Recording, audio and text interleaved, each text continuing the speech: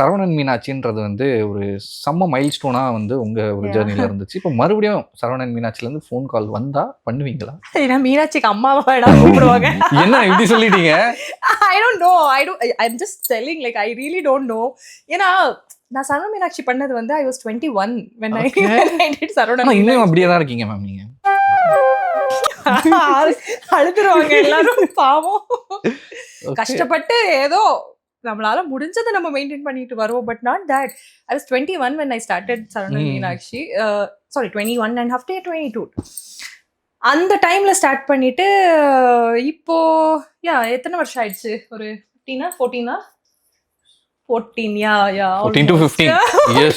15 years. So yeah, it was a big milestone. Yes. எல்லாருக்கும் தெரியும். So it's a big milestone. நானே கூட நினைச்சு பார்க்கல இப்படி ஒரு வெல்கமிங் கிடைக்கும்.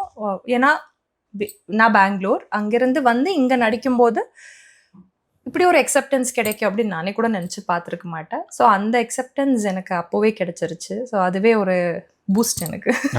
இட் வாஸ் லைக் இன்னும் அதிகமாக பண்ணணும் அப்படிங்கிறதுக்கான ஒரு boost. So I'm just doing what I can do.